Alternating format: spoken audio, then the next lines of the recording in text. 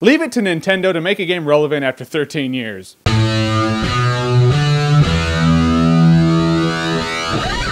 The Legend of Zelda, the Ocarina of Time, 3D. Alright, so I'll say it right now, I never actually played The Legend of Zelda Ocarina of Time before it was on 3DS. Because it came out in the 90s, and that was like the height of console wars. It's what the 90s was all about. At any given time, there were two systems out, and you had one or the other. You had to choose a side. I had PlayStation. And so I always said I was going to get the 3DS when Ocarina of Time came out, because it'd be a good time for me to play it for the first time. So it came out, and I had to shell out the money and put my money where my mouth was. And I gotta say, this game holds up. Now, they revamped the graphics for the 3DS. It's in widescreen now, and the polygons are a lot smoother. It doesn't look outdated. Like Ocarina of Time for the Virtual Console on the Wii shows its age. Graphically, for the 3DS, I was really impressed. And the 3D in the game is really cool too. And it's annoying at first because you gotta keep it like right there, like 1 foot from your face. And I like being a lazy gamer, like I'm hanging back, you know, it's kind of at an angle, like whatever, I'm just laying down in bed. You can't really do that, but you get used to it pretty quickly. And if you want, you can just turn off the 3D. But the textures in this game were nice and round, like 3D should be. They weren't like flat pieces of paper on flat pieces of paper in the background. All right, on to the game. Now, The Legend of Zelda Ocarina of Time was really fun to play. Usually games that are like 13 years old, you play them now and you're like, that was fun back then.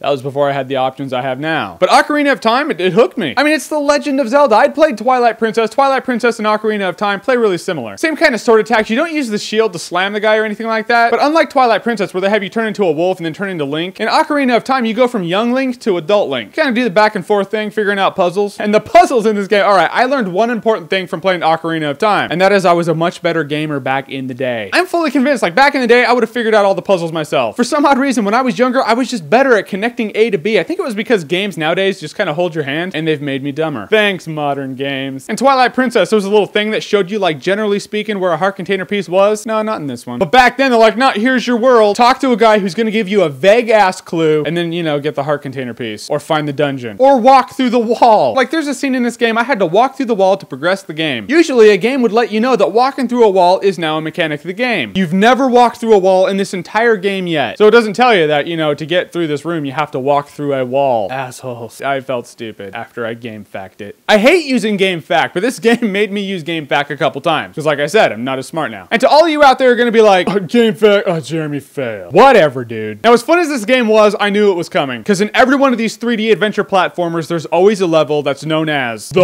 water level. I hate water levels. I hate them more than like anything. Mushrooms.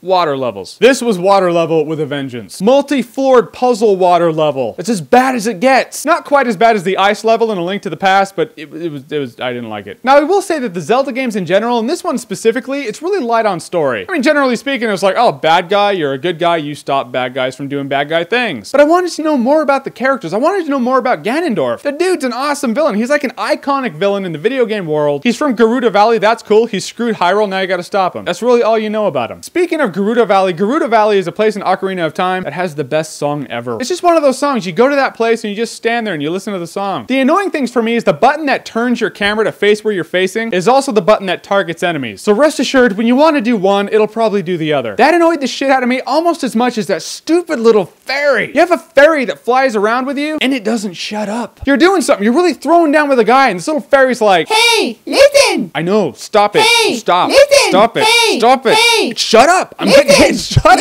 Hey, shut up! Hey, hey. I hated that fairy. In one of the boss fights, the fairy's like, oh, there's all this energy. I can't help you, Link. I'm sorry. I'm like, thank you, dude. You and me, we're pals. Come on, let's hang out. Let's go drink some red potions and kick back. So the gameplay is really fun. You're going to be entertained for days with this game. It's going to take you an eon and a half to realize that you're going to have to Google the secrets to find out where everything is. But when you do, don't worry. We've all done it. You're gonna get frustrated, you're gonna get stuck, but in the end, the game holds up to today, 13 years later. If you have a 3DS and you don't have Ocarina of Time, I don't get it. So what's your favorite Zelda game and or your least favorite Zelda dungeon? Comment below, let me know. And now you can officially look below and find all the ice and water dungeons in Zelda games listed below. And if you like what you've seen here and you wanna see more, click right here to see more.